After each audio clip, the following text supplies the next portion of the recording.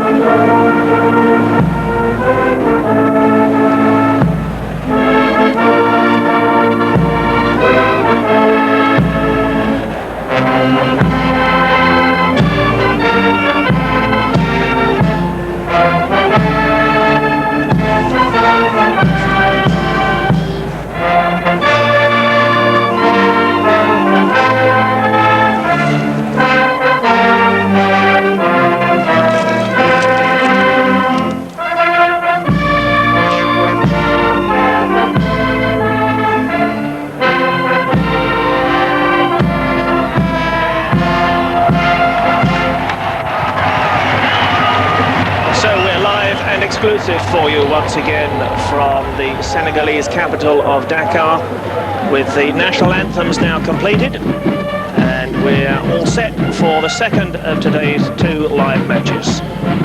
3 semi-finalists we already know. The Ivory Coast earlier on this afternoon beating Zambia with a goal in extra time to book their place in the semi-finals.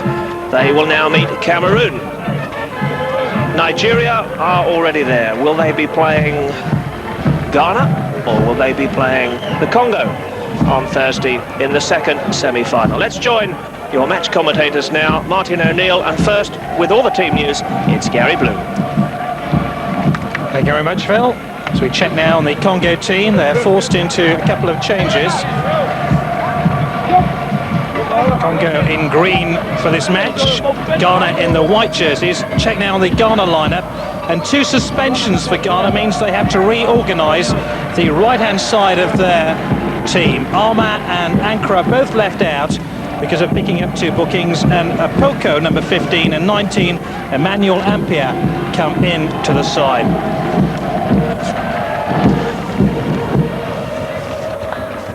It's going to be a similar story for Congo, but their changes are enforced.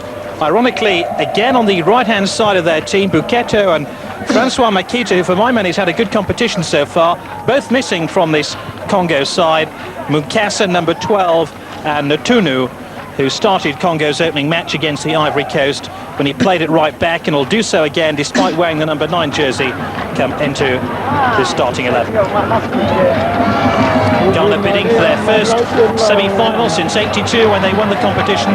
They've won it more times than any other country. The 5th African Nations Cup title is well overdue. It's 10 years since Ghana last won this competition, but now they're many people's favourites to reach the final here in Senegal. They have so many talented players who are plying their trade in Europe.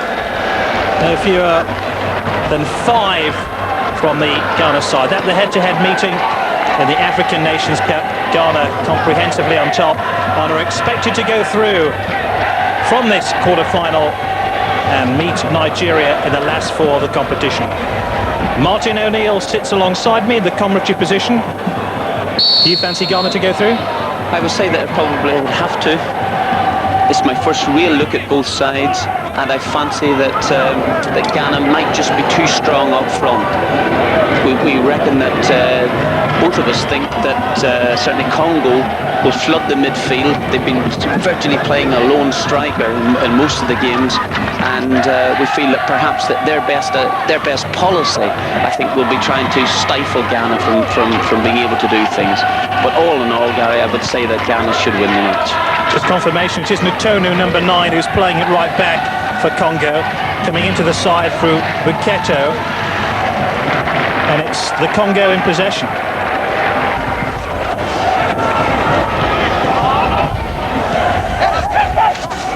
One back though by Ghana. Neat little bit of skill there. And number 15, Apoku, coming into the team. He seems to be playing on the right-hand side of midfield. Just wonder why, why Ghana made the 2 changes. I just wonder why Congo decided to do that, unless they're being forced to do so because of injury, Martin. I would say that would be the initial thought of both of us, that injury, I assume their results have been fine. They've got a little bit of confidence from the 2 matches themselves, and I would have said that injury is probably the main thought behind that. Italian team manager Arrigo Sacchi, an interested spectator in the Friendship Stadium in Dakar, watching this match. Remember, Ghana, one of only 2 teams left in this competition yet to concede a goal. Ivory Coast, the other one, and they're already through to the last 4 of the competition. It says a good deal about the Ghanaian defence, and they have 2 real strapping players playing at the heart of their back 4, Manso and Bafo. We'll see more of those later, because Ghana are on the attack here. 0-0, 2 minutes gone of this quarter-final. Congo in the green. Bafo, number 2, is forward from the back. A bit too much in swing on the ball, and there'll be a goal kick to the Congo. Yeah, a wee bit too much in swing, but I think it's a good idea. I think that the important thing early on for Ghana is just to test the goalkeeper out, see how he's feeling about things, and notice in the previous couple of games that goalkeepers here, when put under ferocious pressure, are like everybody else. They're vulnerable.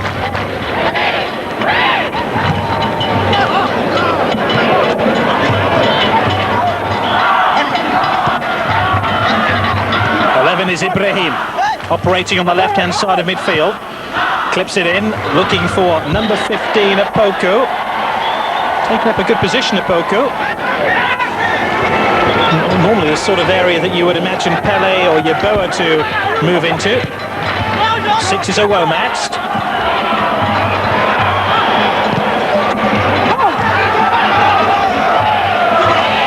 Nkasa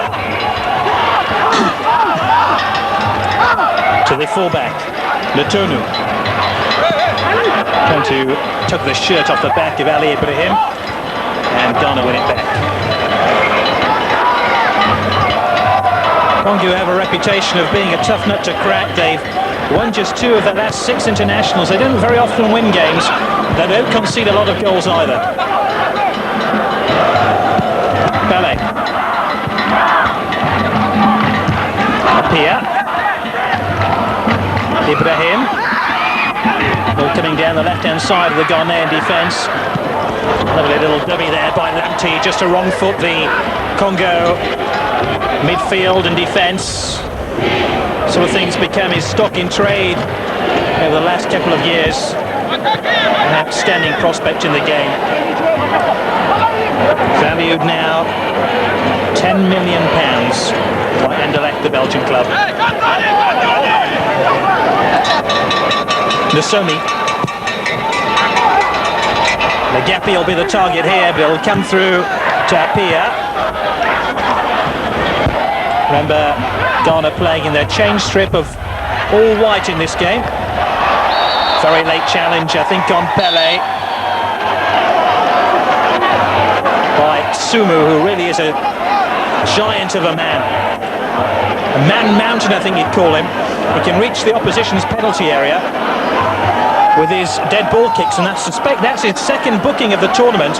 So would Congo qualify for the last four? He certainly would be out. I think that was more mistimed than malicious. Well, I think Sumu has decided that Pele has got to know that they're around. It's as simple as that. I think that he decided that he would make the challenge. I also think the referee is absolutely right in booking him, despite the fact that I might just disagree with you on that one, Gary, for the reason being that I think he's got to take an early hold of the game. He's given the yellow card. I think that perhaps there was a chance there for Pele to make ground down the touchline, and Sumu quite rightly has gone into the boot. I think that might settle things down anyway, and Ghana will feel as favourites that the referee is going to stand in no ceremony. Pele's okay, and he takes this free kick, cleared by the Congo defence. There was a push there and a Ghanaian player before challenged by Ntonu.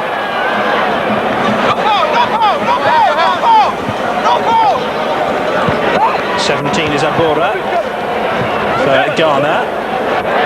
They'll look for Nagapi here. Nagapi rose for the ball and then tried to push it over the line. The goalkeeper got himself in a real mess, and Nagapi caused all sorts of problems there for the Ghanaian defence. Apia seems to have taken a knock on both his head and his left shin, and this is where the problem started, with Nagapi climbing with the Ghanaian goalkeeper answer for the ball. It's a good challenge. The referee didn't see anything wrong with that particular one. He decided that 4 or 5 players going up together, Gary, with it, that he's got to give it a free kick defensively. But there was the first opportunity for Congo. We felt that the one thing that we had talked about before the game started, that if Congo were to have a chance, they would certainly have to go and give, from midfield, give a little bit more support, early support to Nagapi, and that's exactly what they did. And they had a possibility there. I feel that Ghana could have found themselves a goal behind. Yeboah using his strength to good effect, just to brush Muyabi off the ball, looking for Pele in the middle, didn't quite come down. This is Lapti showing all his skills. Ibrahim has lost it in midfield. Congo can counter-attack now. Again, Nagapi streaks away and goes into that inside left position. Rather disappointing cross in the end, but it's back to Nagapi again. He started this game brightly for Congo.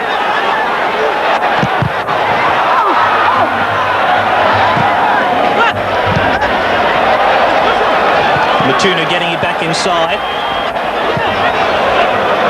Ntessa feeding the ball to the left-hand side, looking for Chibota over there, but he was offside. That's very promising for the Congo. It is, and I'm not sure that just at this particular stage whether he's offside or not.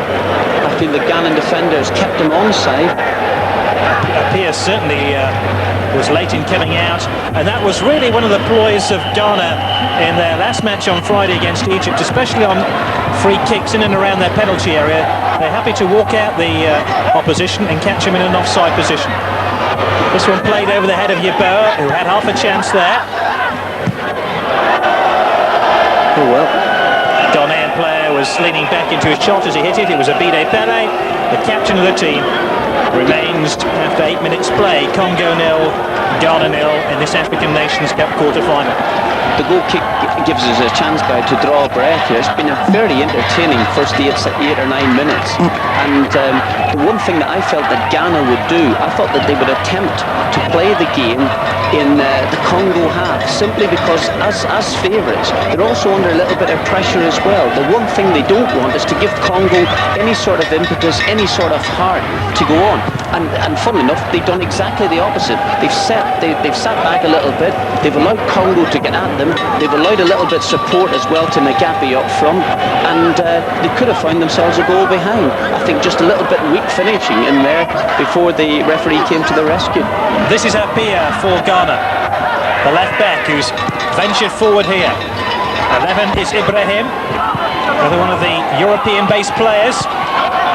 Good cut back there, looking for Yeboah, who really is chasing for that ball. It's Pele, in fact, who's brushed off it by Muyabi, the central defender. This is turning into a very, very good game of football. Some of the matches that we've seen from the African Nations Cup have been a little bit sterile.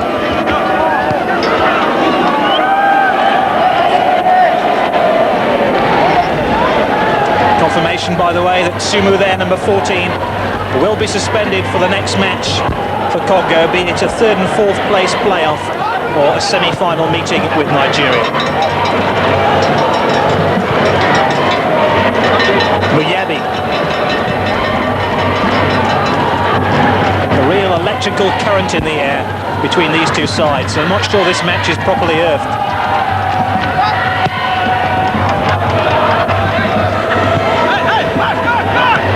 Ampia. Man who's come into the side at right back for Ghana. Maybe Ghana a little bit worried about that right-hand side of the defence. Without Armand, without Ankara, both suspended for this quarter-final. Maybe it's something Congo feel they can exploit down that left-hand side. Certainly, Nick Gappy has already wandered into that area of the field.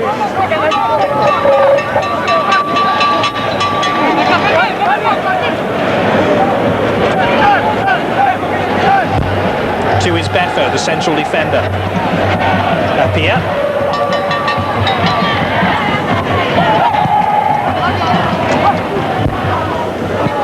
Lapti was caught very late.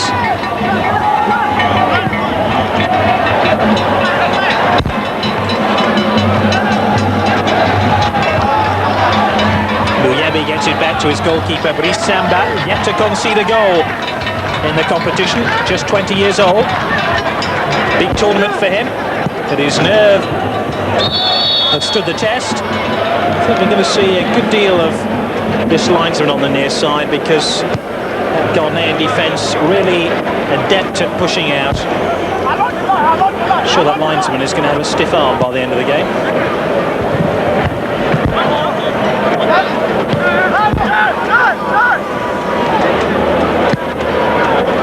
21 Manso makes himself available. This is a left back. Apia. Nilamti. The Anderlecht superstar. I think it's fair to call him that. Ibrahim. They're calling him the new Maradona, Nilamti. That's quite a tag for any youngster to have round his neck.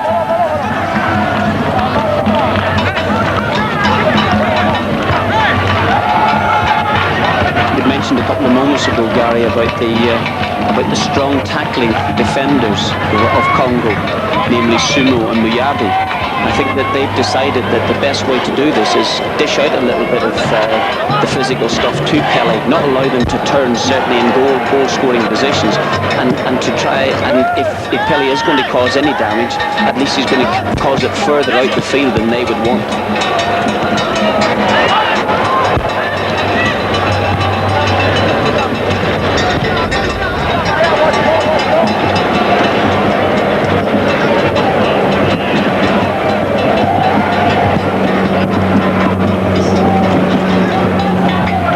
I understand you had one or two problems with your picture quality.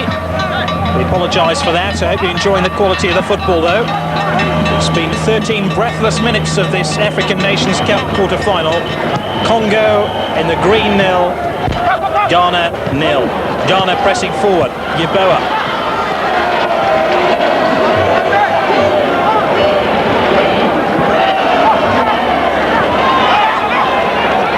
Plenty of men forward here for the Congo. I think there's been a slight change of tactics here, Martin, because in the two previous matches, Ghana used number 9 Yeboah as the old-fashioned English centre-forward sort of battering ram, and he's playing a little bit deeper. There he is with the ball now, and leaving that role to Apoko, who wears number 15. I think perhaps, Gary, for the very reason that we mentioned, realising that they're going to find it very, very difficult in there. There's, as we mentioned earlier, there's a no-nonsense approach about the Congo defence, and I think he's deciding that maybe for his own benefit, early on anyway, that he'll stay out of the firing line. I'll tell you what, I would like to get tangled up with Sumu or Muyabi.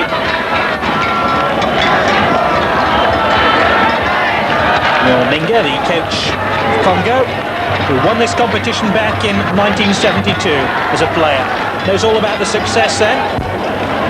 I'm not surprised there are a lot of happy faces on the bench. They'll be pretty pleased with the way they've approached this game and the way they've started as well. Let's underline the fact they're very much underdogs in this match. Ghana are favourites to win and go through to the semi-final. Yeboah.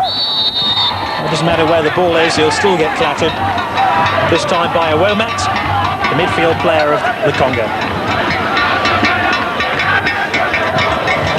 Congo unbeaten in the qualifiers. Yeboah flicks that one on. They're going to prove to be a difficult nut to crack. Whether Ghana have the mental tenacity just to do that remains to be seen.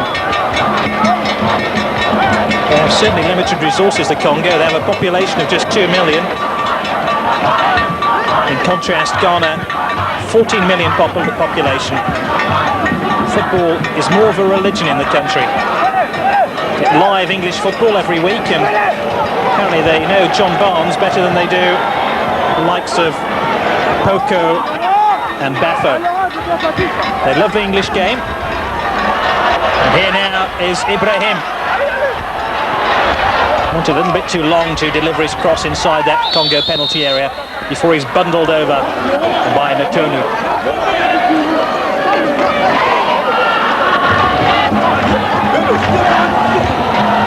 There's Natonu's tackle. Absolutely needless challenge that. He was almost going for the ball, and there was nothing on there at all for Ghana. He's just giving a careless free kick away in a very, very dangerous position for him.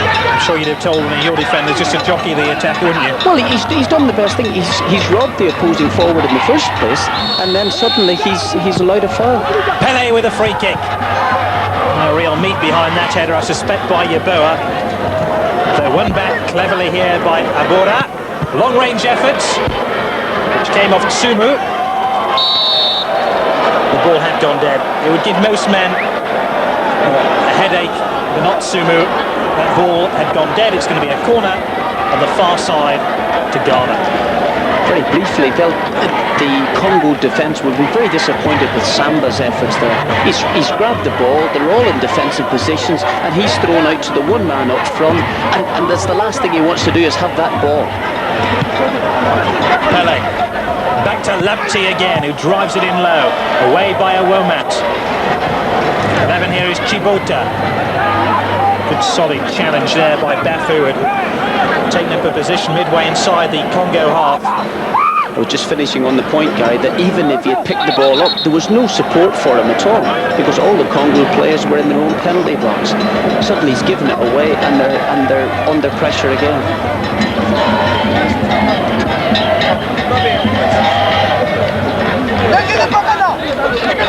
This is the full-back, Natonu. We can see again the really heavy challenge here on the number 10, Ndomba.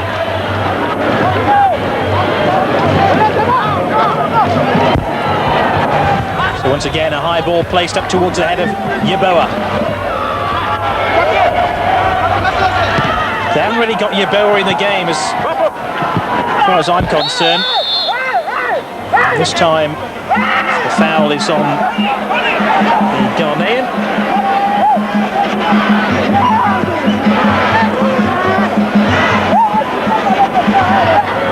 This is Manso, who started Ghana's first game against Zambia but missed the Egyptian game.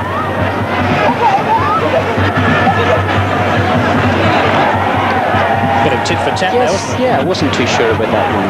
Not at all sure. I think Congo, in effect, have tried the right thing. I just don't mean those sort of ferocious challenges they're going in. But I think tactically they've tried to do the right thing. They swamped the middle of the field, that when Ghana get the ball in their own half, Congo are content to retreat. Now that's fine, you're in a decent position then if you retreat. They're also trying to hold the edge of the penalty box and not let the little 1-2s go past. I think if Ghana can infiltrate into an area where they can get past 3 or 4 midfield players, suddenly they're coming onto a back 4. This Congo back 4 are prepared to hold their ground a little bit and might be susceptible to the little 1-2. But so far Ghana have been unable to get any sort of pattern of play developed. And we haven't seen Pele in the game yet. We haven't seen Lamptey. I mean, those are the sort of players that you would expect to play those clever little 1-2s around the edge of the penalty area. Absolutely right, Gary. Well, Pelly felt that the challenge early on from what Sumu was booked from, it's just an early lesson for him. He realises he's not going to get into this game easily. He's a wonderful, wonderful footballer. He's got tons of ability. But I'll tell you what, he'll just have another look again as these players are coming in to make the challenge or two. As I say, Congo, for being outsiders, have started very, very well. Okay, they've given away a couple of needless free kicks, but so far they've put Ghana under enough pressure to realise they're in for a bit of a game here. Certainly been bright, hasn't it? I've enjoyed it. Apia.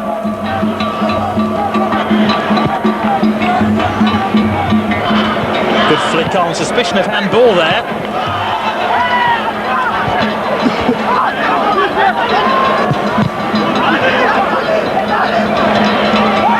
Lamptey, who had to stretch a long way for that one.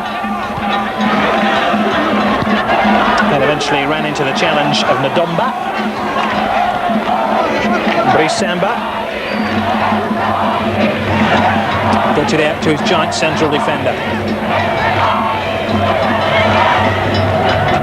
Sumu. Musumi. A bit of confidence now being instilled in this Congo team. Prepared to knock the ball around. This is Muyabi.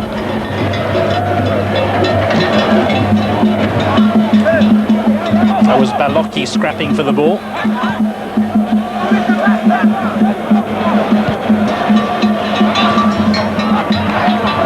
Manso seems to recover from his injury. Ibrahim getting it wide. That is a fine ball. Looking for the fullback. Got away by Muyabi.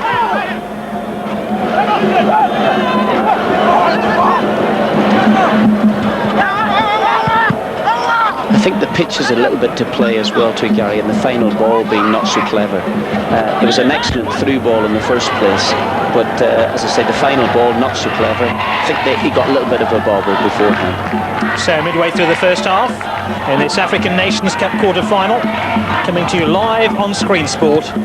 Congo 0, Ghana 0, Ghana in the white in possession. Ibrahim, oof. Again one of those towering clearances by Tsumu.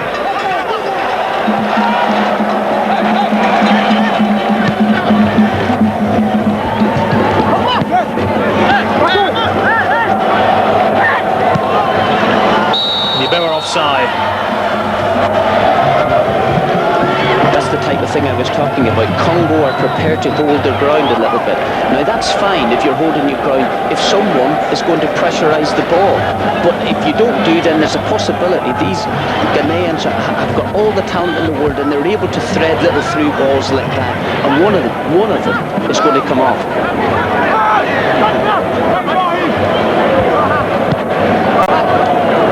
Congo won the African Nations Cup just once. That was 20 years ago.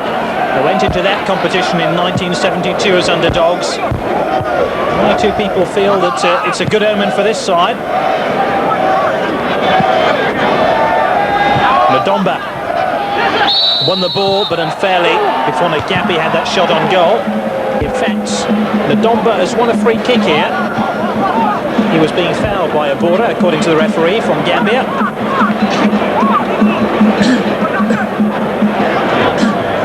Indeed, Abora was just pushing Ndomba away as he tried to thread the ball forward.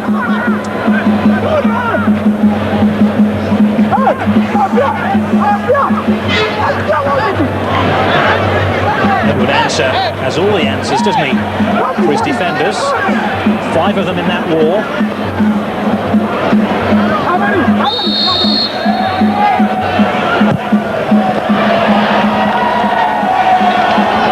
But Sumu had the shot. No wonder he was shouting, Gary, because we've got a perfect view from behind the goal. That suddenly, if you push the ball a little bit to the side, you've actually got a free shot and goal. The fact that the shot was quite rubbish is totally immaterial. Lamptey. Apia. Lamptey goes then into an inside left position before tracking back. Got great individual skills, these Ghanaian players. sometimes lack the technical sophistication of teamwork and tactics, something that they've been working on. Ibrahim offside. It's one of the reasons why Otto Pfister was recruited to the job as their national coach. The feeling is that they love to run with the ball and not always aware of the possibilities of a long ball or even a short ball. As we look again at that marginal offside, Ibrahim just about caught in an offside position. Just about, I suppose, Gary. I'm not so sure that he was that much offside. Well, according to the linesman, he was. Well, that's right. And he was arguably in a better position than us. 0-0 then. 25 minutes gone with still no clues as to who's going through to the semi-finals to meet Nigeria. Remember, the other semi-final lineup complete. It will be Cameroon against the Ivory Coast. Yeboah. Good deal of upper body strength just to show his defender off the ball here. Unfortunately, Boko just couldn't swivel round and turn and shoot all in one movement inside the 6-yard box. That was interesting. We probably won't get the chance to see it again, but very briefly, Yeboah showed great strength, absolutely terrific strength, knocking his man off the ball, putting a very dangerous ball across the 6-yard box. Sounds an obvious thing to say, but he looks a European player. He plays for Eintracht Frankfurt in the Bundesliga, and he has a European style to him, doesn't he? Very much so, very much so. And Pelé is not really dissimilar to him. Pelé again. Great skills to keep that ball in play. Tucked in towards Lapti. I suspect if it had gone over then, he might have got a penalty.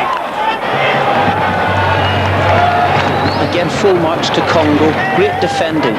Gone out to the first sign of danger. Little balls being played into the box. They're not allowing decent ball being played in there, Gary. And that's excellent, excellent defending. How long they can keep this up, heaven knows. But at the minute, while they're still full of it, while they're still level and they feel that they're well and truly in the game, they're going to put their heart and soul into this. And I feel that's exactly how they've approached the game. So nearly half an hour gone of this one. As we await the first goal of the match. Ghana in white, Congo in possession. Ghana, by their own admission, have put most of their efforts in the past into the African Nations Cup rather than the World Cup, which they've seen predominantly as a European tournament. But now things are changing. Remember, 3 African teams will be competing in the World Cup finals of 1994 in America, and they really want to get back onto the world stage. I had the pleasure of being in Italy in the summer when their under-17 team won the JVC World Championship, beating Spain in a rather dull final in Florence in the end, but the youngsters' play leading up to that final was a real revelation, led superbly by Neil Lamptey, who was quite rightly nominated the player of the tournament and won the Adidas Golden Ball.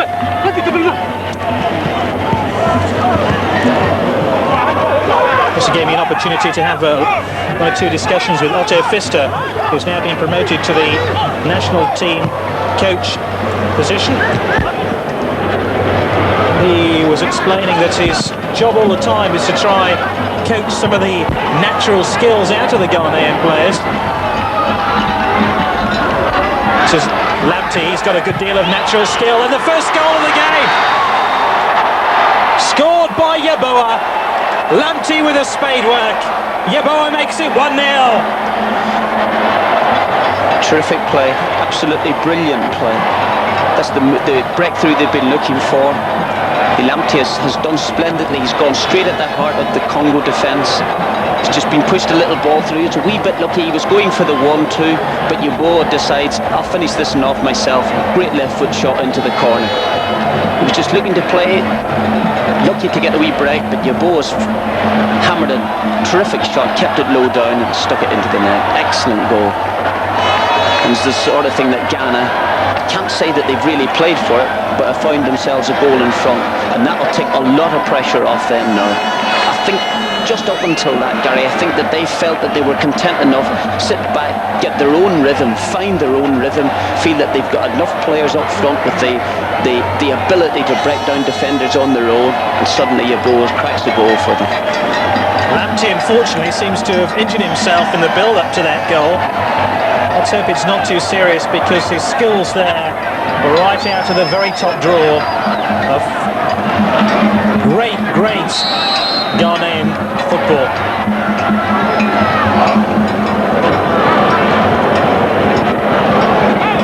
Easy to see why somebody would value him at £10 million when he does things like that. There was 3 or 4 Congo defenders snapping at his heels, and the clever thing is he just drew them all away from Yeboah, who was relatively unmarked in the end. Wasn't an easy chance that he put away, but only takes one chance like that to win cup time. Disappointing for Congo. They've defended stoutly, admirably. They've done everything that they've possibly been asked for, and now suddenly they find themselves a goal behind, when in effect they've had plenty of possession themselves, Guy, to have warranted to have done a little bit better anyway. But that's the way the game goes. Now suddenly the favourites are in command. They've got a goal in front, and perhaps we might see a little bit more flowing play from them. What would you do if you were their coach, Martin? How would you be saying to them? I think the next 10 minutes of the game absolutely vital for Ghana. They've got the players. They know that they're capable of breaking down defences. The important thing is that they don't concede a goal. They've gone 25, 27, 30 minutes of attempting to get a goal. They haven't really put a great deal of pressure onto the Congo defence. Well, I think that the next 5, 6, 7 minutes they decide, listen, let's not give them a chance to equalise and get their tails up again. Got away by the central defender, Bafo. You can't have so much better defending from a player, can you? And set up a counter-attack to Yeboah.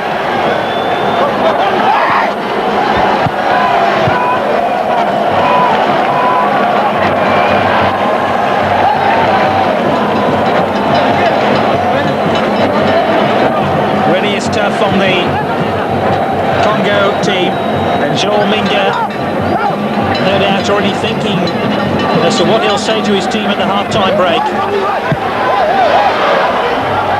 And I just wonder if Ghana can just relax and play some of their attractive football. We come in for a real treat. Here's the goal again. Yeah, terrific run. Absolutely brilliant. But then just got through. Again, I felt that he was trying to play the little 1-2 with Yeboah. It didn't come across. Yeboah's decided he sees that Lamptey has fallen down and he's had a crack himself. It's a terrific goal by any standards.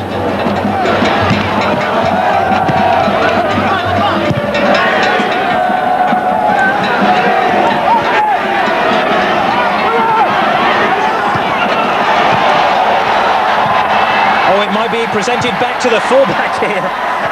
Well, Appiah must have been as surprised as anybody to see that ball coming back into his path after initially putting over such a good cross. I see this happening week in, week out. But what happens is that you've defended very, very well, you've conceded the goal, and there's confusion reigning all over the place. And you can find yourself 2-0 behind before you regain composure again. Lamptey looking for Yeboah, who's taken up a more central attacking position now. Remember, that was Yeboah's second goal of the competition. Scored a last-minute winner against Egypt to take Ghana through to the quarter-finals. And now he's on target again.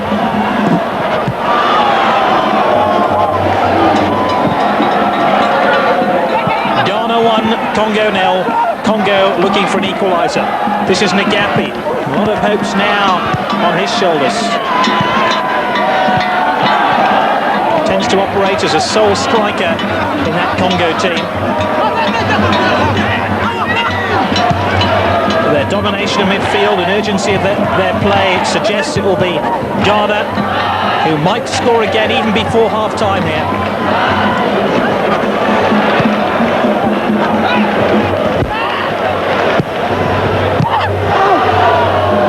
Yeboah, that's great skill, that really is, and that's really fierce commitment by Yeboah. A little bit too fierce for the referee's liking. And a free kick to the Congo. We were just talking there, Gary, about perhaps Ghana getting the second goal before half-time. That would most certainly kill the game off. Felt that, just like the other evening, I was watching Zaire and Nigeria, and possibilities of Zaire, who found themselves a goal behind, had plenty of the play, and thought that, well, if they go into half-time only a goal behind, perhaps they can get enough enthusiasm, enough impetus up to launch an attack in the second half, which is exactly what they did do. Look at this challenge here between Awomat and Yeboah. I thought that was a 50-50 ball myself. I agree. It wasn't a foot-up situation. He's gone for the ball, and it wasn't really a studs show. I'm really impressed with Yeboah. You know, he's a great player. As the sun sets on Dakar, the lighthouse is beginning to dim on Congo's chances now. They find themselves a goal behind. This is Awomat who's in trouble. Picked up a knee injury following that really stern challenge with Yeboah. Yeboah not only has excelled in the African Nations Cup, he's also excelled in the UEFA Cup this season. He scored a couple of goals for Eintracht Frankfurt before his team were eventually knocked out by Ghent in that competition. But should Ghana win the African Nations Cup, I think a lot of people will be talking about Tony Yeboah. I'm sure one or two Italian agents will have their greedy eyes on him. I've no doubt about that. And they're all very strong looking. Defenders very obviously are, but you mentioned Yeboah. Pele's a strong lad as well too, really is. I've been very, very impressed with him. Even after initially getting dumped in his backside, I felt that what he has done, he's been able to come off defenders and be able to nip little balls, get control and play little balls through for on rushing forwards. I don't know how Awomat is going to continue in this game. Looks like he may need a wheelchair if he wants to play on. More or less at the centre of your picture. But he stays on the field, and that one's placed far too close to goalkeeper Edwin Ansah. Off they go again. Real determination about Ghana now. This is Nilamti. Gets away from Ndomba.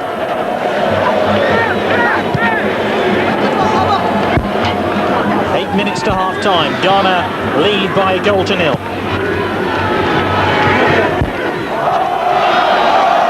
It's absolutely crucial that Congo don't concede a goal.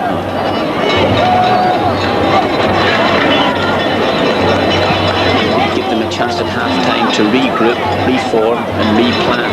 But at the minute, if Ghana get a second goal, you could see this being an absolute nightmare for Congo. Pele, lovely little cross to the goalkeeper.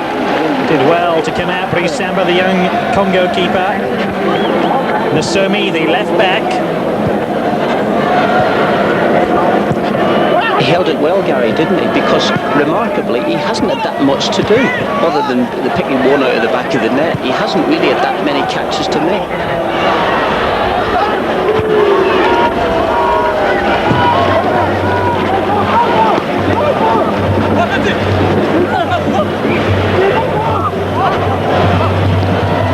My fear, Martin, is that this very talented Ghanaian side will come out in the second half and say, right, we've had enough football now for 45 minutes. If you want this game, you can come and take it off us. Wouldn't disagree with you.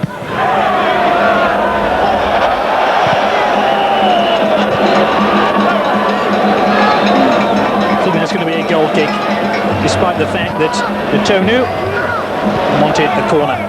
So would that suggest that both of us will be cheering on for a Congo equaliser? I think it'd make the game more interesting.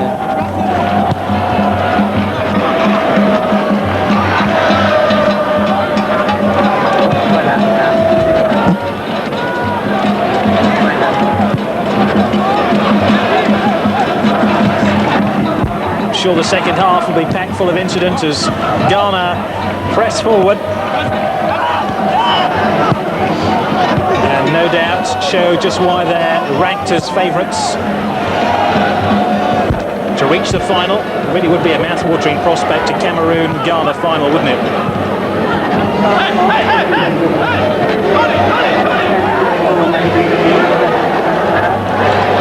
1-0 to Ghana. Oh, Yeboah almost through again.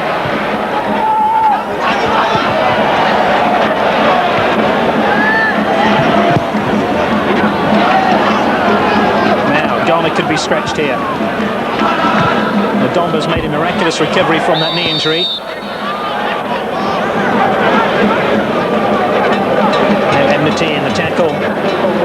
Number 12, Gassa. Michael Kembo is going to come on here for the Congo. Kembo on, and a Womat is going to come off.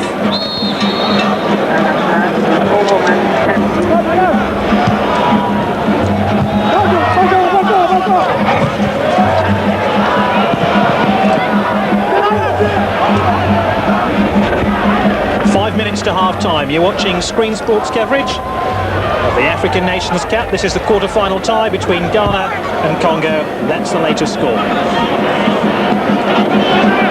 It's almost as if Ghana or Congo have lost a little bit of heart with Ghana scoring the goal. I think that they felt the longer it was staying while they were in parity that there was a chance for them. They've just lost that momentum. They haven't been able to get hold of the ball. Ghana, obviously the better footballers, have been able to stroll around, hold on to the ball with very apparent ease. And also one of their hard men in midfield, a Womat, is now missing. And if it is going to get physical, they need players like a Womat. He's now been substituted after that fearsome crunching tackle with Yeboah. Makembo comes into the heart of the midfield. We shall see how it affects the game. Ghana, of course, already got their eyes on qualifying for the 1994 World Cup in America. They're in the same qualifying group as Algeria, Uganda and Burundi.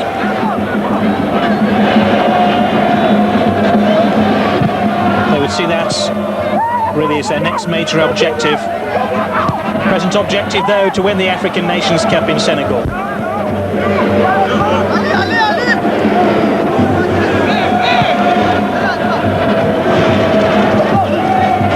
Ibrahim. Boko. Ibrahim. Boko again, rather. Ibrahim. Got so many options here, Ghana. Interesting back pass. Gives the goalkeeper a chance to show off his high jumping skills. I can imagine you'd have been too pleased if one of your defenders had given your goalkeeper a back pass like that. What would have pleased me more is the athleticism shown by the goalkeeper. I've got a pudgy little goalkeeper in goal. And anyone who can concede a goal against Colchester United when it's scored by the opposition goalkeeper, got to be a bad manager to keep him in the football team. He's not bad. I've got to say that he'll be listening tonight.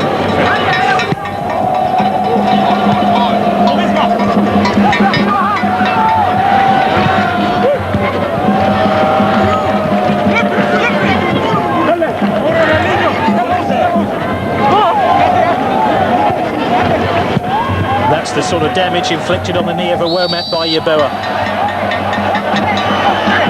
Already has a nice pack on it. Keep down the swelling. Returnu, the right back, bumps into the challenge. Labora. He'll be sore in the morning, won't he? Oh. I can't make that concoction out.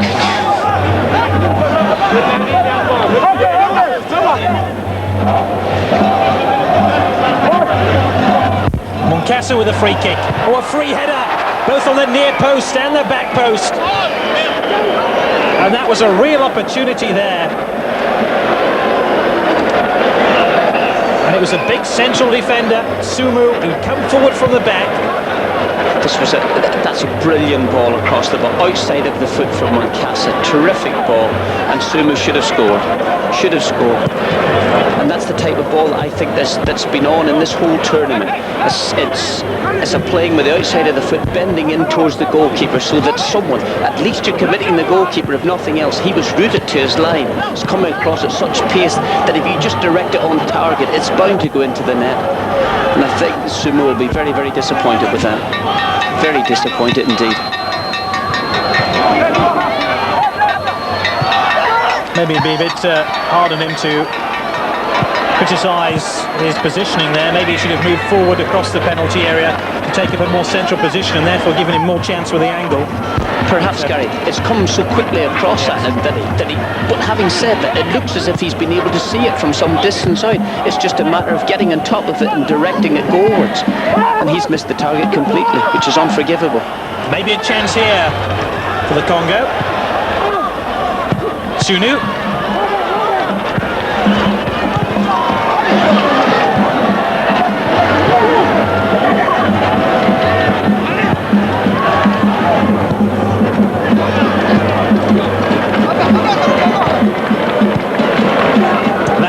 Been a good first half for Ghana. They were forced into a couple of changes before the start of the game, with 2 players suspended for this quarter-final. Arma and Ankra both out of this starting lineup, so they had to bring in 2 players on the right-hand side of their team. Oh, deliberate handball there. Now, what's the referee going to do here? He'd be in his right, he'd be in the right to send the player off. And the player escapes with a yellow card. I think it was Abora. Manso, in fact, it was. Central defender. It'd be a wee bit harsh to send them off at this stage, Gary. I suppose you're probably right. Probably right. It's a deliberate handball, and the chances are, if it had to, it would have gone through. So you're right. Perhaps I'll rephrase that by saying I never for 1 minute thought the referee was going to send him off. Okay, all right. How about that for getting me out of trouble? Well, meanwhile, the half-time whistle has gone. The only goal of the game coming after 28 minutes, scored by Yeboah for Ghana. Sumu has had a chance to equalise with a header right at the death of the first half. But Ghana in front. And at half-time, they lead by a goal to nil. We'll be back with a half-time break in a moment. The African Nations Cup quarter-final, the last quarter-final to be played in the competition. Up for grabs, place in the semis. The winners of this competition play Nigeria. This another look at the only goal of the match so far, scored after 28 minutes. Some quite outstanding individual play by Neil Lamptey, helping the ball into the path for Tony Yeboah to strike it and give Ghana a 1-0 advantage. Sitting alongside me is Wycombe Wanderers manager Martin O'Neill. Martin, your thoughts on the first half?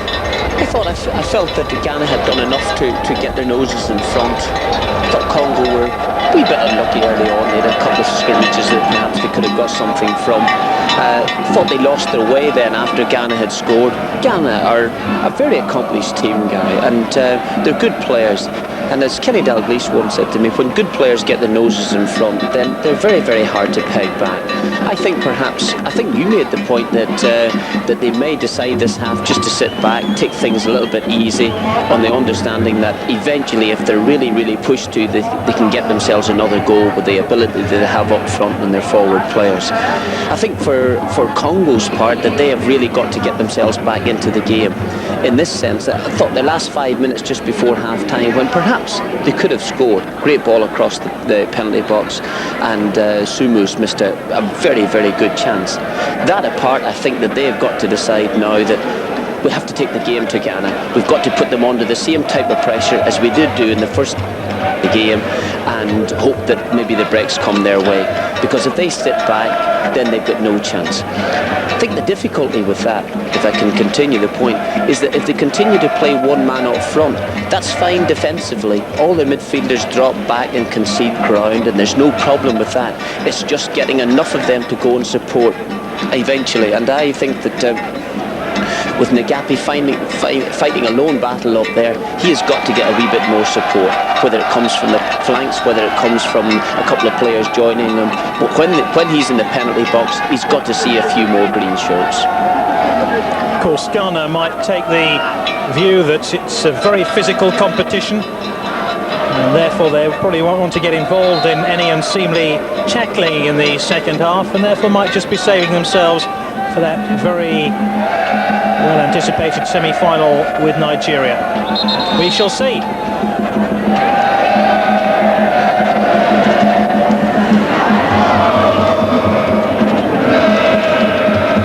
So, Ghana to get the second half underway. The goal up in this African Nations Cup quarter-final. Tony Yeboah, the man on target. 45 minutes away from a possible semi-final showdown with Nigeria.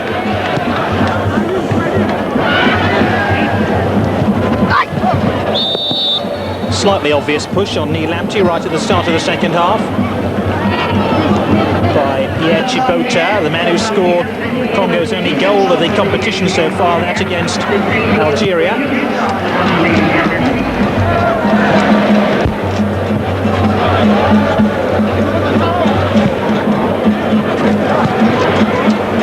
Lamptey almost turned his man there, got away by Chibota towards Nagapi.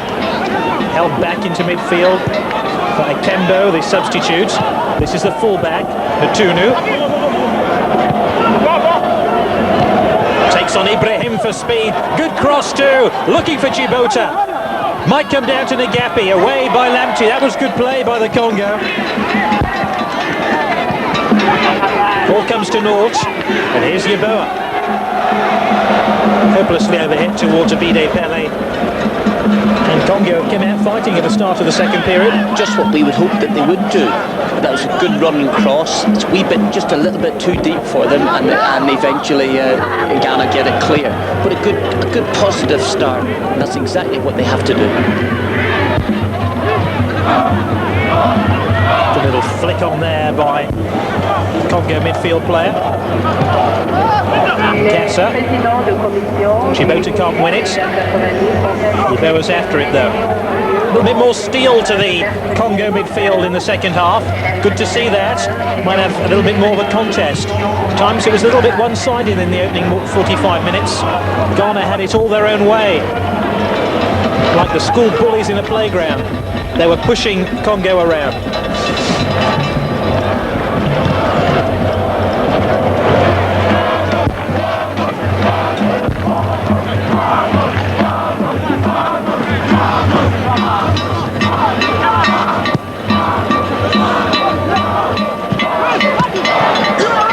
This is a useful break. Oh, a disappointing pass in the end from Apoko, who had found himself in a very promising position in the inside right channel. One of the few examples when there weren't that many Ghanaian players inside the Congo box. Apoko had few options.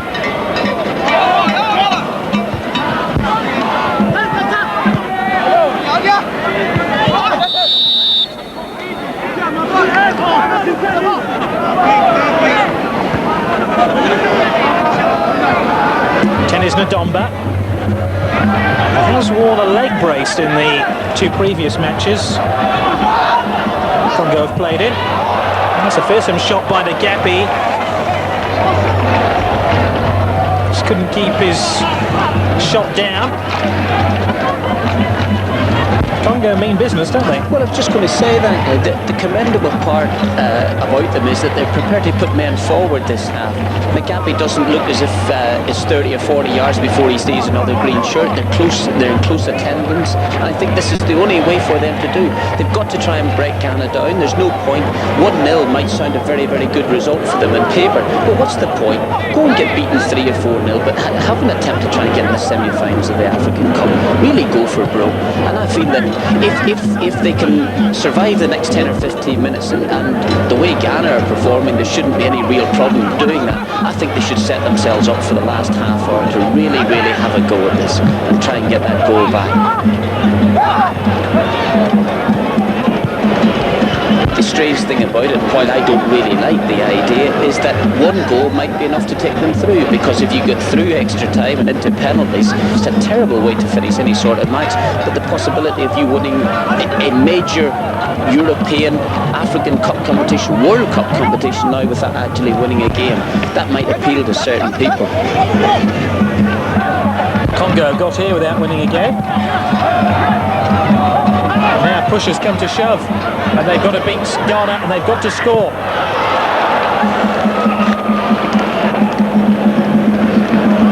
I was nearly going to say that I don't think for 1 minute that Congo will adopt the tactics they can't do at the minute that Red Star Belgrade did in the European Cup final last year. But I'm sure it's in the back of their minds that if they can hold Ghana at bay here and get a goal themselves, that extra time and penalties can beckon. And you never know, if you're the underdog, you'll always feel that the further you can take the game, the better chance you have. Ghanaian football very much on an up at the moment. Ghana FA operate 3 national sides. First choice national team on view here, an under-21 side, which is through to the last 6 of the African hopefuls for the Olympics in Barcelona, and an under-17 side which won the World Championship in Montecatini last summer in Italy. All 3 are enjoying some level of success.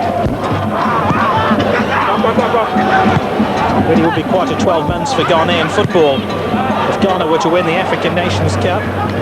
Their under-21 side were to win a gold medal at the Barcelona Olympics, with the under-17 side already successful last summer.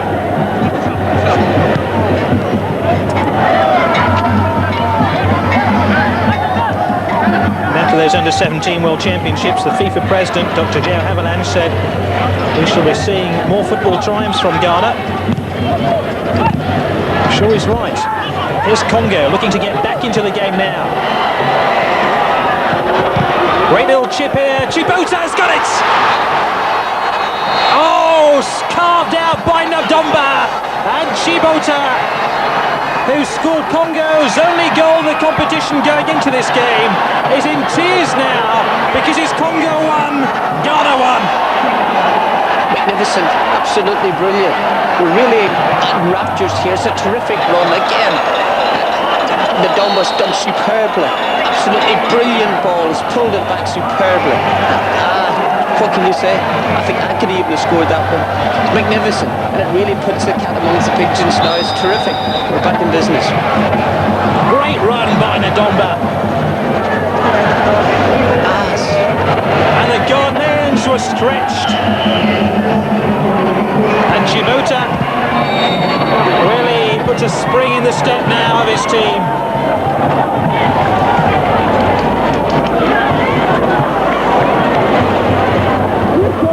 Well, Chibota's really come on strong in the Congo team. He was only substituted in the first match against the Ivory Coast. He's not only scored the goal which effectively put out the reigning champions Algeria, he's put the skids under one of the favourites to win the African Nations Cup, Ghana.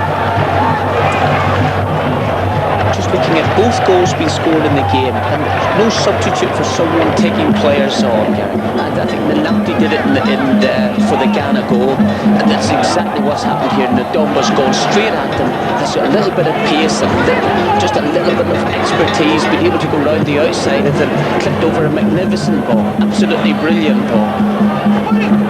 Ghana 1, Congo 1. Now, I think there's going to be a throw here to the Congo. It goes the way of Ghana. Congo have it back again. That might waken Ghana from their slumber, because a slumber they've most definitely been in the second half. They've just strolled around, just having that air of superiority without actually doing very much about it. I think Congo deserved to equalise.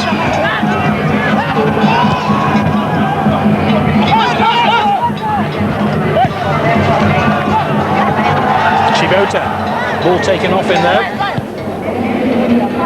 Cleared by Bafo.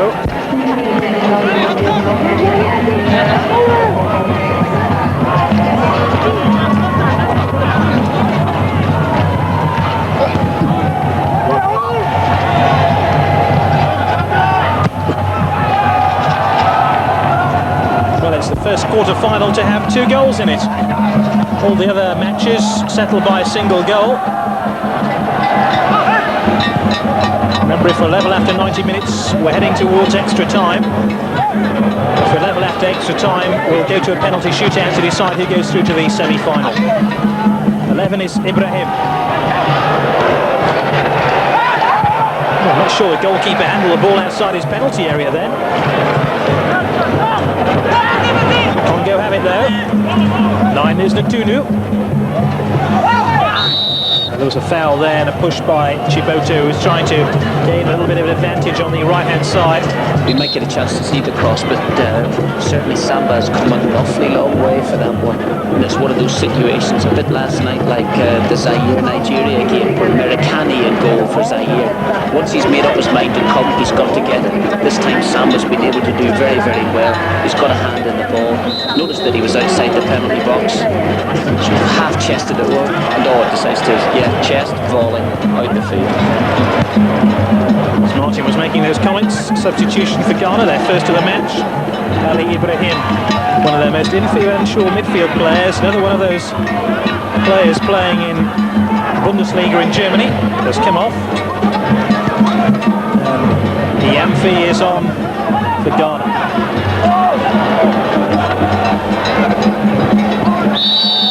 There was a foul that time on Munkasa.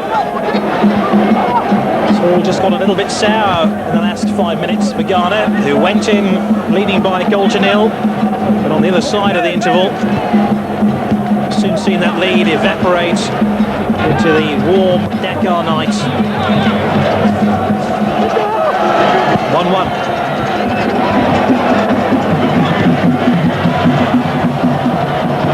Butono. Got away by Manso.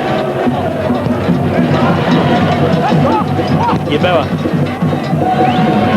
Oh, Pele's found half a yard here. Now, can he take on the entire Congo defence? He can. Oh, what a brilliant goal by Pele! The goal of the tournament! And it might be good enough to send Ghana into the semi-finals of the African Nations Cup. Wakening out of the slumber they've done. This is a magnificent goal, individual goal. And probably only Pele on the field could have done that. And so, there's nothing happened, a little bit of pace, electric there, a little bit of strength as well, knocked the player off. Smashing goal, terrific goal. It's the sort of thing that Ghana have felt all along that they're capable of doing. Why they can sit and stroke it around, Gary, they always know that they've got Pele, they've got Yeboah, they've got Nilamte, capable of unlocking defences just with that little bit of individual magic. That is a magnificent, magnificent goal. Oh, what heartbreak for Congo. Their dreams have been shattered again within 5 minutes of drawing level with Ghana. Through some quite breathtaking skills by Abide Pele. He turned the Congo defence only 10 yards inside that Congo half of the field. And from then on in, it was Pele against the rest. Martin, let's have a look at this again. We've picked him up, he's in full stride here. Looked as if he might have knocked it a little bit too far in front of himself, but no, he's in control. Decides to go outside the defender, smashing goal, and when he's on top, it's a great goal again because he's had one look up, saw the advancing keeper, took it left foot past him. Terrific goal. Well, the African Footballer of the Year for 1991 has set this stadium alight. Congo obviously disappointed that they've only been level for about 5 minutes in the game. Can't be really disappointed by conceding a type of goal like that, but that's sheer individual brilliance.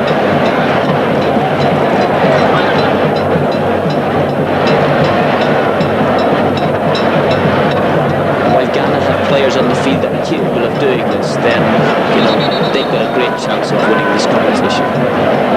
Manso entered in this challenge here as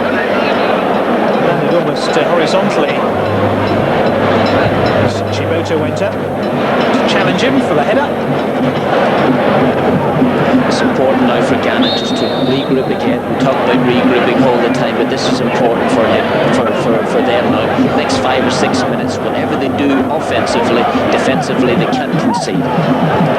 Ghana supporters rally the team with a song borrowed from the country's Hearts of Oak club. And the message from that song is "We never say die." They sing it time and time again. I just wonder whether it just infiltrates into the minds of those Ghanaian footballers. We never say die, we never give up. And even when it was 1-1, within 5 minutes, safe struck back.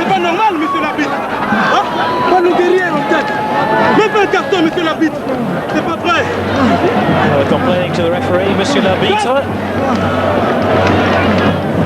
Francois Mapele, the man who's angry about that challenge, is telling the referee in no uncertain terms to get a grip on this game. You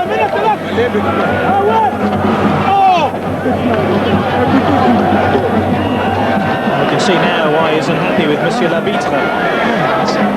I'm not so sure what he's particularly complaining about.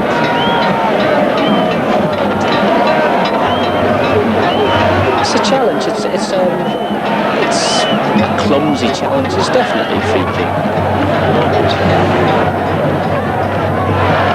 Can't see here getting too many Christmas cards from the Congo team. After that rather stern challenge. Just a time to draw breath. It's been a good quarter-final so far, hasn't it? It's been an excellent match. Excellent game. I think, and strangely enough, Gary, I know they're well outsiders here. I just don't feel that Congo have thrown it up yet. I think that they'll still think they're in with a little bit of a chance. Nasomo, flicked onto the back post. Really exciting play by Munkasa. Did the intelligent thing, was hoping that one of those big central defenders like Sumu had taken up a back post position. And again, a chance goes begging for Congo. Yes, an intelligent little ball in, played it in, give it a little bit of air, enough to suggest that if it beats the front man at the edge of the penalty box, that it can cause problems.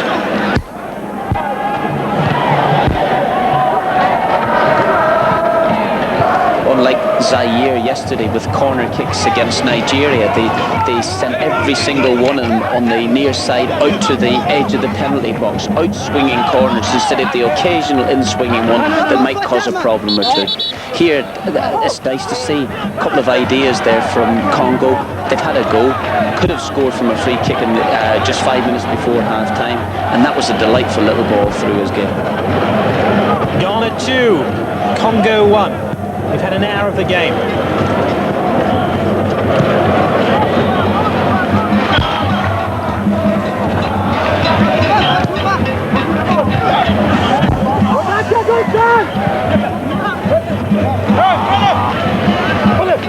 Pele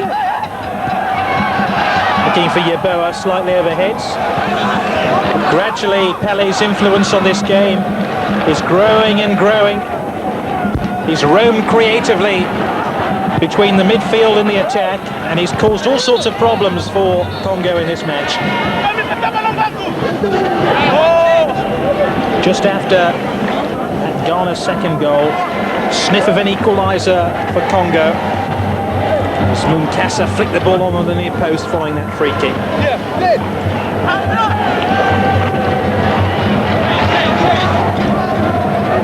I think you're right, Gary. I think after Sumu's challenge on him in the first 5 minutes of the game, I think he's felt that he's got something to prove here. He's been able to come off defenders in the first half very, very well. I like the ability to hold the ball up and put players through this time, and he's shown that he's running onto things he's just as capable of doing that. He's a top-class player.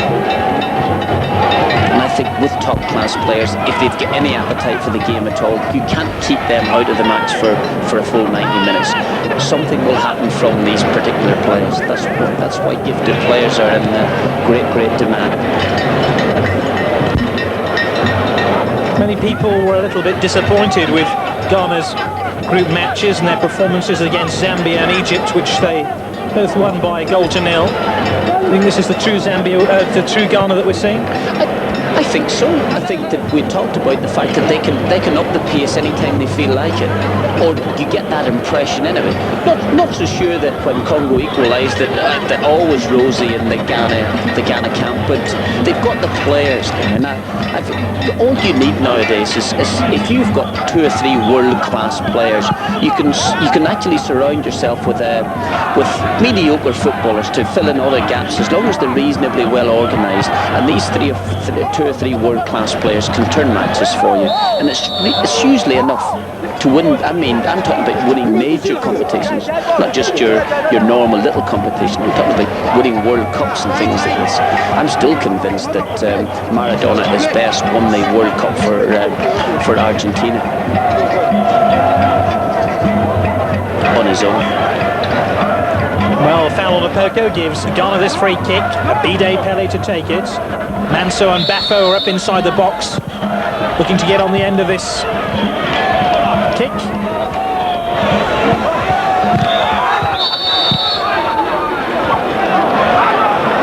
The referee is going to show his yellow card again here, this time to the substitutes.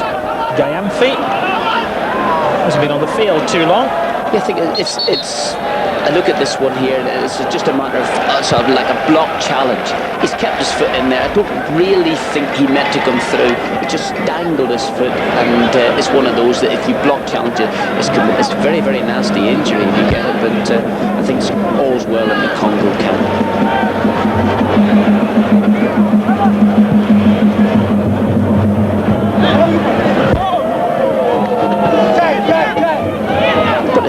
It's also one of those challenges that if you do get booked and you find yourself maybe on a second booking at some stage, imagine missing the final of the African Nations Cup on a silly thing like that. That would be ridiculous.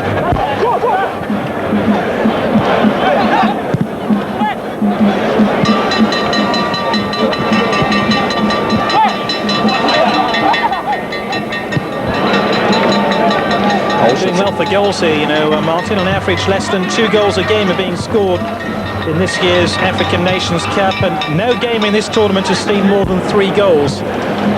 So, are you saying we're privileged? We're very privileged to have a 2-1 at the moment. Who knows, there could be more goals in this game, because Pele is broken away here. Yeboah making great strides inside the middle.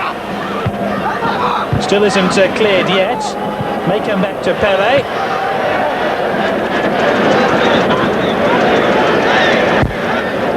I think before we came on air, I think we would have been really surprised if the likes of Yeboah and Pele weren't able to conjure up at least 1 goal for us. This is Yeboah. Already scored 1, looking to set up another. Neil empty. Teasing cross. Nobody on the back post to convert the chance. But again, Ghana are beginning to find a way through. And behind that Congo back 4. That leads one to suggest more goals may come in this match. Present time, Ghana lead Congo 2-1. Ghana in the white. It's been an eventful match.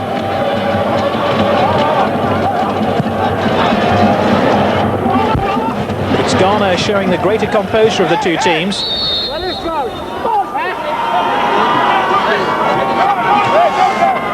Congo, just the last 10 minutes are getting a little bit ragged. They're just finding things not going in their direction. They didn't hold on to that equaliser for long enough. They allowed Ghana back into the game. When I say allowed them in with a goal like that, you can't say that was ever allowed.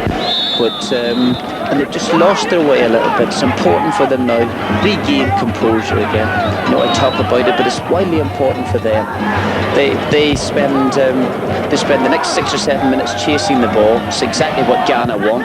And if Congo don't do something about it, you're right, they could find themselves 3-1 down and well and truly out of the competition. Still, they've got a little bit of a chance yet at 2-1. As Brian Clough said, it only takes a second to score a goal.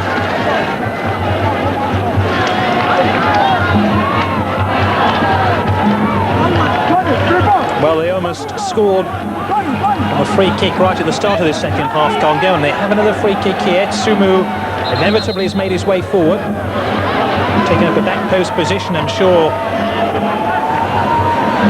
Ghana are aware of that, but there is a Ghanaian player injured here.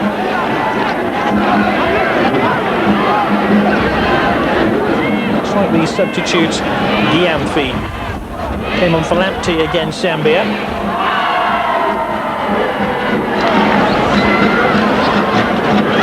The referee is saying that I'm not going to allow the trainer on the field for this. Looked like there was an off-the-ball incident here. So we look at the two players on the edge of the 6-yard box. Looks like some sort of dance going on between them. Handbags at 10 paces, I believe. Oh, you said it, Marty. Yes, I would. It's all been resolved. Free kick. The Domba, the best of free kicks. One of their less inventive free kicks. It's putting it politely, isn't it? And they're unable to keep that ball in play on the near side. The Somi charging forward from the left-back position. Well, before today, neither country had scored more than one goal in its two previous games. So Ghana have well and truly broken new ground in the African Nations Cup. As we look in picture, there's not a Congo. Just going to say it, there wasn't a Congo player in sight. This is where I feel that they must now push up. They're under pressure to get a goal themselves to stay in the tournament, and this is where I think that they can't allow Ghana just to knock it around, take the sting out of the game for the next 2 or 3 minutes, playing around at the back. They've got to force the issue, get a few players forward themselves.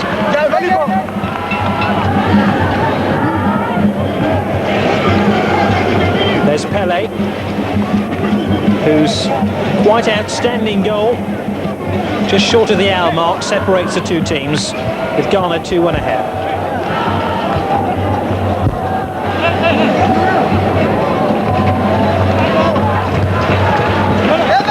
Abide Pele again, bundled over this time by Okembo, the Congo substitute. Came on just towards the end of the first half for a Womat.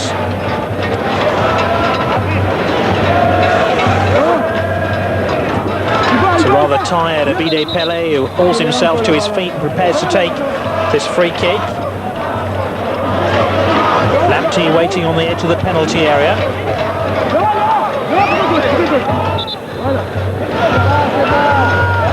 Yeboah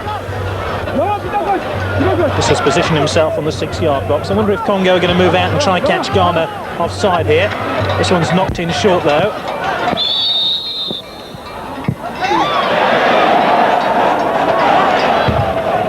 The central defender Mansour said, "I didn't hear you." The whistle. That's why he struck it fiercely at goal. Now he's already been booked, and that's why he was looking rather rueful as the referee was preparing to discipline him. Could have easily been a red card. But the stadium only a quarter full, it really is stretching credulity quite a long way to say he didn't hear the referee's whistle then.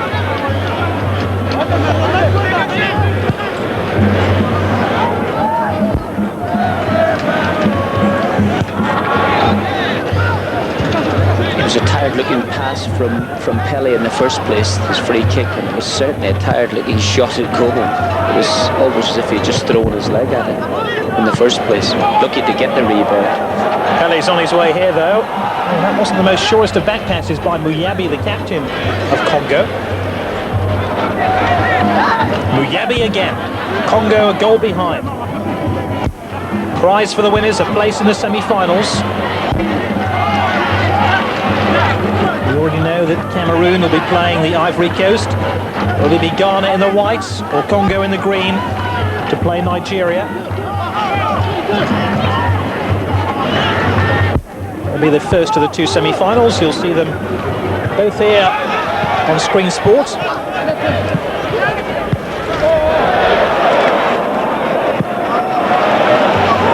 Both those semi-finals on Thursday. The first semi-final between Nigeria and either Ghana or Congo kicks off at 4 o'clock English time. The second one between Cameroon and the Ivory Coast kicks off at 7:30.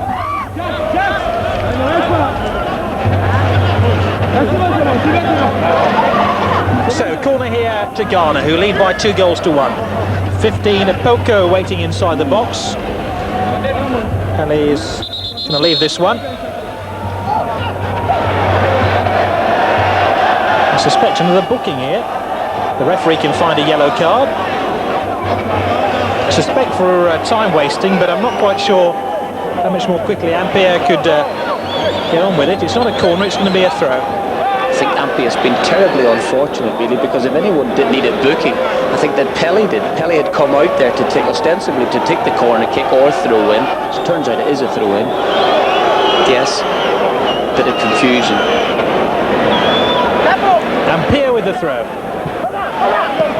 Into Pele. Yeboah climbs with the keeper, is happy to fist it away.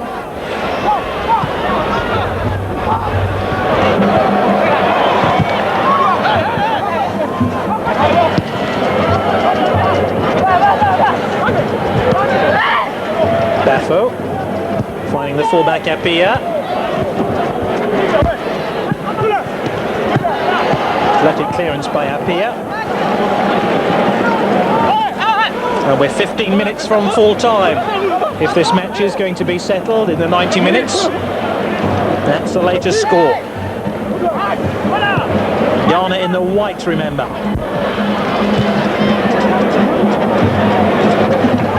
If you just switched on, you've missed a really outstanding goal from Abide Pele, which made the score 2-1 to Ghana. Picked the ball up just inside the Congo half of the field and ran it in, ending with a quite sensational shot.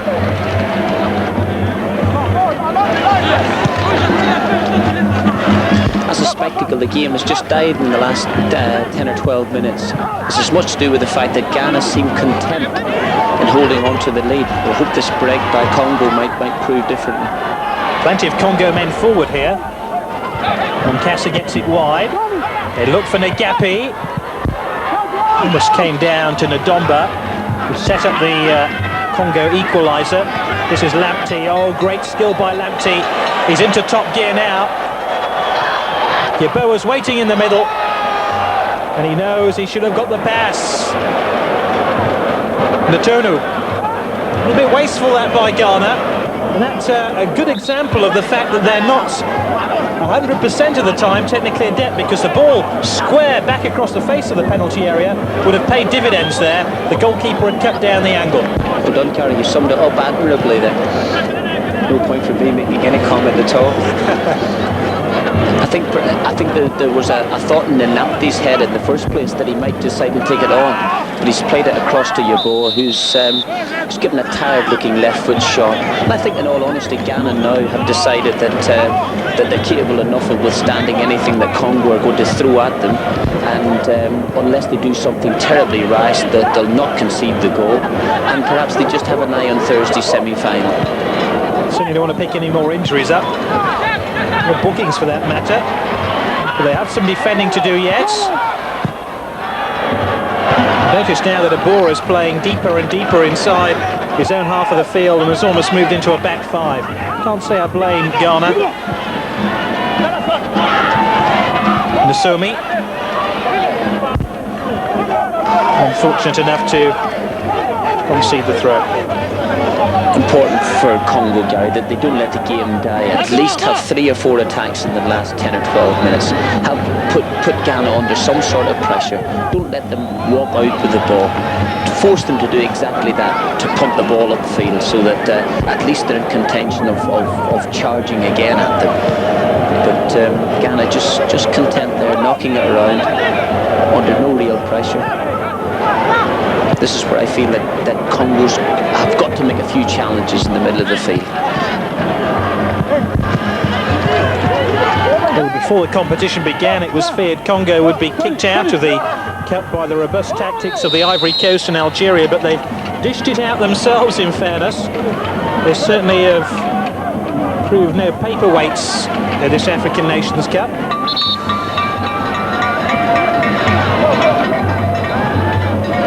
Heavy with this free kick. Oh, and a chance on the far post. It came back off the upright. I think it was Yeboah who had half a chance.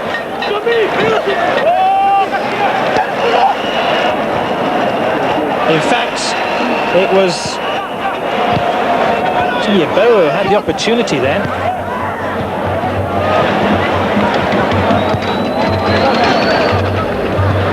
There it is again. That's how close they were to a second goal. It was a Poco popping up on the back post.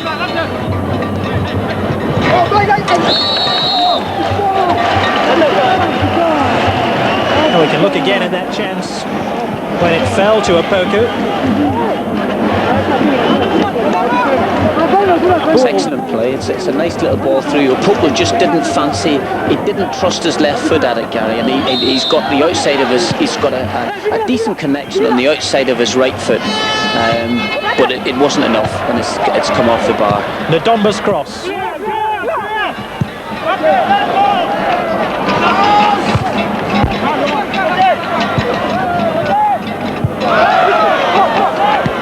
Congo make them pay for that, which would certainly have been the winning goal.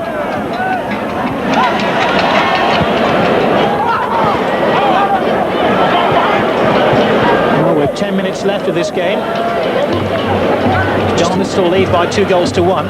Just a little let off for Congo. Just tired defending. I've noticed that in the last couple of times there, that when they've been asked to do things that they were doing very, very easily in the first half, they've just thrown the occasional tired leg at the ball. And while they're feeling the pace themselves, they've just got to lift it for one more go. Give the last 10 minutes as much as they possibly can. Yabi currently injured. They're without his services at the heart of the Congo defence. Apia, who's set up that chance a moment ago for a Poku, and he's chasing forward now.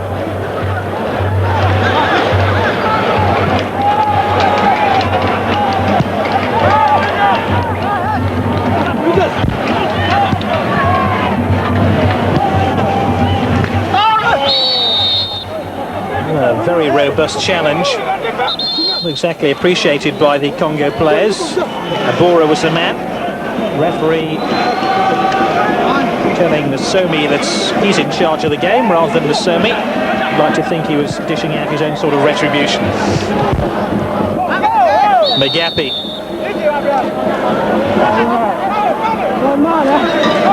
They're just getting a little bit ragged now, aren't they, Congo? They're losing their discipline, which was such a feature of their game in the first half.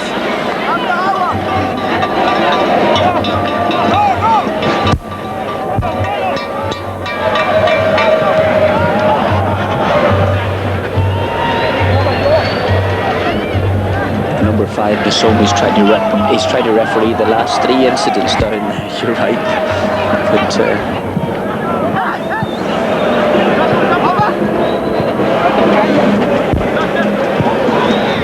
you just feel that Congo, they just haven't enough now. Doesn't seem anything left in the locker for them to pull it round.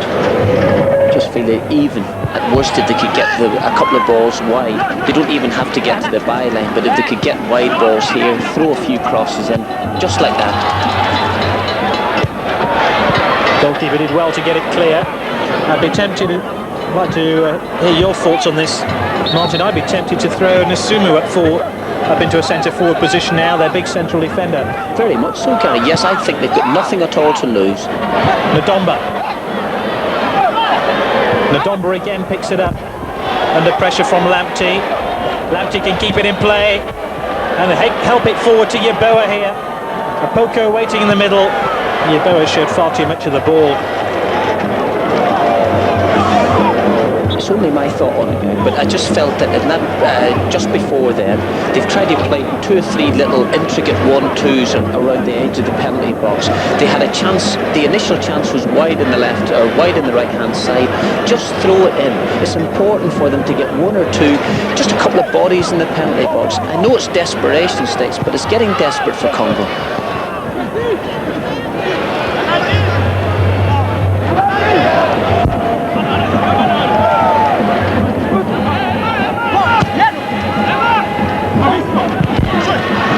Chibota.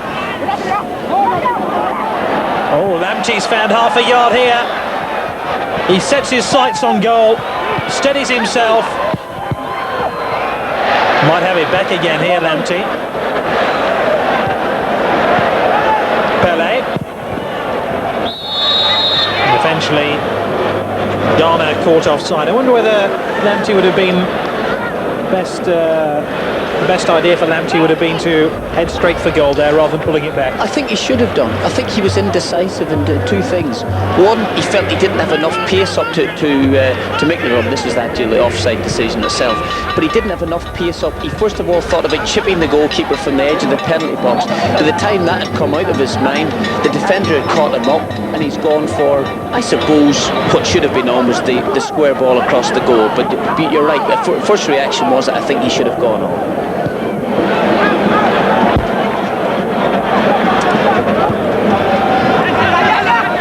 Time is running out for Congo.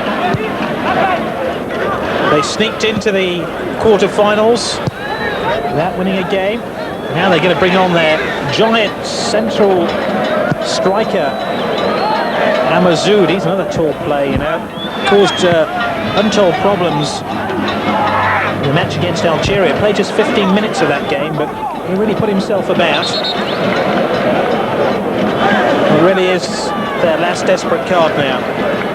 I think your point, Gary, it might not have been lost in the Congo coach. I think he's just go for broke, throw a few bodies in there and hope that they can get one or two crosses in the last few minutes of the game, that something might just fall to them.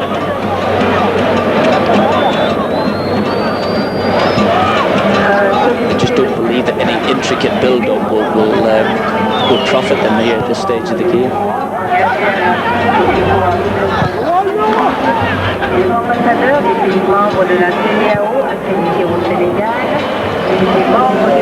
In fact, they've pushed both their giants forward now. Sumu is playing up front. I think Amazoud will join him there. 5 minutes left of this African Nations Cup quarter-final. Still 2-1 to Ghana. That semi-final against Nigeria very close now. Sumu, the defender who's joined the attack.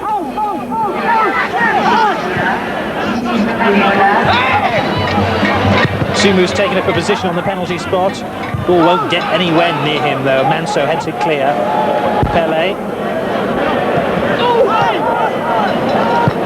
seems to have injured himself in stretching for that ball. Congo still have it.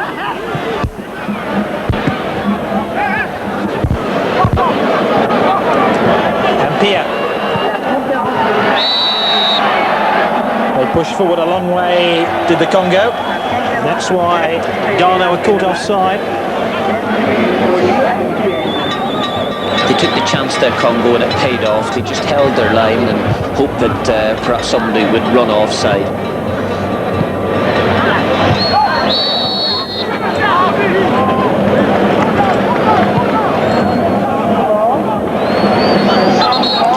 It's been a shame for Congo, because I just felt that once they had the equaliser, I thought that that would have given them the fresh impetus, the enthusiasm to carry on and really have a go. The fact is that they never really got back into the Ghana penalty box again after that. They allowed Ghana to regain that bit of composure that they had for a while, and Ghana scored a terrific goal. And the games, you just have felt that the game has died on Congo in the last 20 minutes, and they haven't been able to exert enough pressure, really. So there, Isaac Asare on for Ghana, one of the young under-17 stars who did so well in Italy last summer. He wears number 20 jersey. 9 is Yeboah. Asare to take the throw.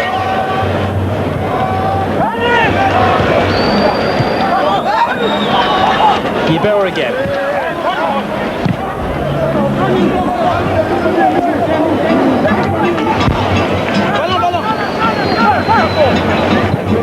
Nice position to come on when your team are winning by 2-1 and there's only a couple of minutes left, but he's been brought on just to shore up the defence.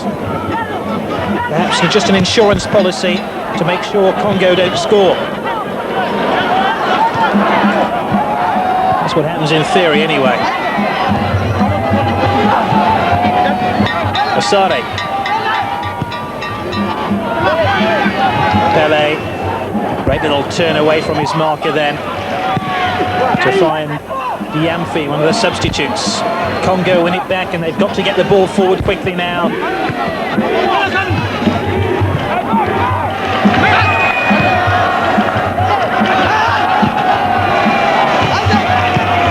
Kasari. Kneel empty. Lost possession though. He's just miscontrolled it there. It's absolutely vital that he got hold of that ball. We're inside the final minute of this match.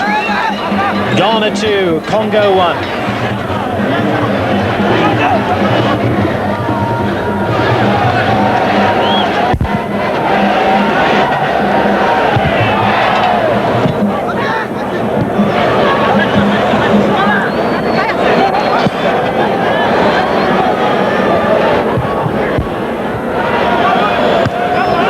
So close, Ghana are now as Yeboah chases that one upfield.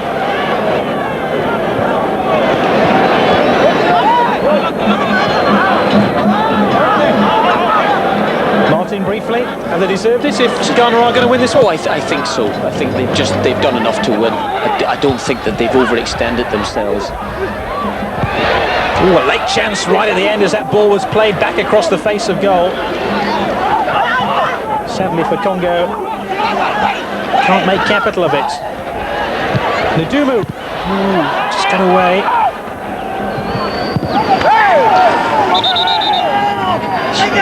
It's just that my real worry about Congo, Gary, was despite their I suppose their inferior ability, certainly on a man-for-man basis they can't compare to Ghana, but I'm not so sure that they had the total belief that they could win this game, because the referee has just blown it.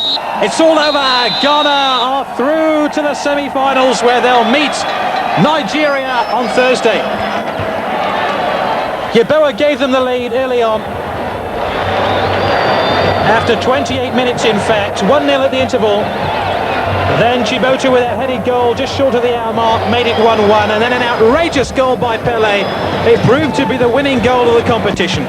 We started the 12 teams, we're down with 4. Cameroon versus Ivory Coast, Nigeria versus Ghana are the two semi-finals.